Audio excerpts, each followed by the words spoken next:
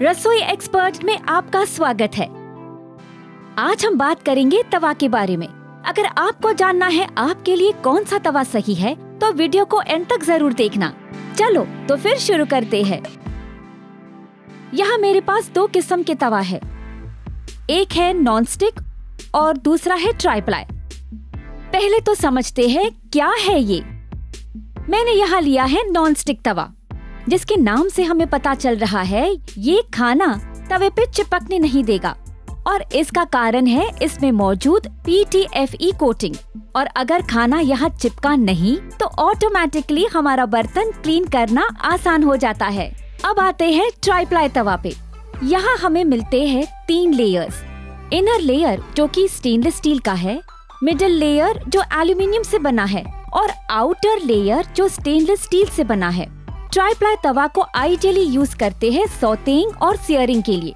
ये heat evenly distribute करता है और इसमें जो एडिशनल एल्यूमिनियम लेयर है उससे खाना फास्ट बन जाता है। अब बात करते हैं इनके यूसेज की। यहाँ मैं 2 अलग नॉनस्टिक तवा यूज करने वाली हूँ, जिसमें हम बनाएंगे डोसा और पैनकेक और चेक करेंगे इनकी नॉनस्टिक एबिलिटी। पहले हम यूज करने वाले हैं हॉकिंस फ्यूचुरा नॉनस्टिक डोसा तवा।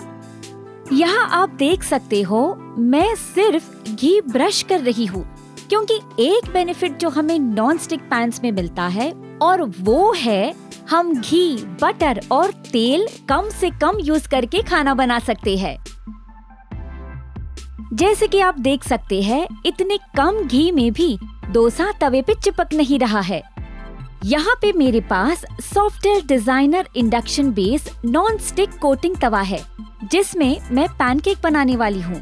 फिर से आप देख सकते हैं कितना कम बटर लगाया है मैंने इस पे। जनरली मैं नॉन स्टिक तवा यूज करती हूँ, जिसमें हाई हीट सियरिंग की जरूरत नहीं है, जैसे कि ये फास्ट और इजी रेसिपीज।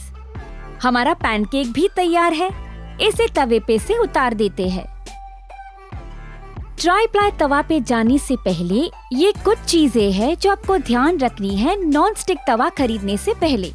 इस पे जो कोटिंग है वो ओवर टाइम निकल सकती है, जिसके वजह से खाना बनाने में इश्यू हो सकता है। मेटल के बर्तन और हाई टेम्परेचर कुकिंग भी इससे डैमेज कर सकती है।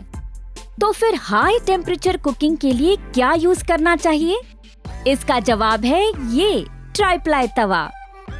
यहाँ मैं चपाती बनाने वाली हूँ इस तवे पे, क्योंकि यहाँ मुझे मिलता है बढ़िया हीट कंट्रोल, जिससे चपाती काफी अच्छे से बनती है। ये मैं कई स्टोव टॉप पे यूज कर सकती हूँ, जैसे कि इंडक्शन। और जैसा कि मैंने बताया, यहाँ हाई हीट कुकिंग काफी आसान होती है इसके मल्टीपल लेयर्स की वजह से। इस पे वॉर्पिंग, स्क्रैचिंग और कोटिंग निकालने का डर नहीं होता और इसे क्लीन आप डिश वॉशिंग स्क्रबर से भी कर सकते हो। सिर्फ चपाती नहीं, बल्कि इस तवे पे आप सौतेइंग और सियरिंग भी परफेक्टली कर सकते हो। इसलिए मैं इसमें ब्रिंजल फ्राई बना रही हूँ। जैसा कि आप देख सकते हो ब्रिंजल यहाँ पे इवनली फ्राई हो रहा है। पर ये कुछ बातें आप ध्यान रखिए ट्राइप्लाई तवा खरीदने से पहले। ये नॉर्मल तवा से थोड़ा ज्यादा हेवी होता है और इनकी एक्स्ट्रा लेयर की वजह से थोड़े महंगे भी होते हैं। हीट इवनली डिस्ट्रीब्यूट होने के कारण हमारा ब्रिंजल काफी बढ़िया फ्राई हो चुका है। जो तवा मैंने यहाँ यूज किया वो rasoishop.com से है। अगर आप भी खरीदना चाहते हो तो ये रही उनकी कीमत। यहाँ मेरे पास है Hawkins Futura non stick dosa तवा, जिसकी MRP है 1840 रुपए। पर राजश्री रसोई शॉप कूपन यूज करके आपको ये मिल सकता है 1590 रुपए में। फिर आते हैं Softel designer induction base non stick coating तवा पे, जिसकी MRP है 1100 रुपए। पर राजश्री रसोई शॉप कूपन यूज करके आपको ये मिल सकता है 749 रुपए में। आखिर में हमारे पास है Hawkins triply stainless steel induction compatible तवा, जिसकी MRP है 1260 रुपए। पर राजश्री रसोई शॉप कूपन यूज करके आपको ये मिल सकता है 1010 रुपए में। रसोई एक्सपर्ट के एपिसोड में आज इतना ही। हमें कमेंट सेक्शन में जरूर बताइए आप आगे कौन से प्रोडक्ट्स देखना चाहते हैं। और हाँ, rasoishop.com को विजिट कीजिए और देखिए 5000 से अधिक किचनवेयर प्रोडक्ट्स। वो भी 100 से अधिक ब्रांड से।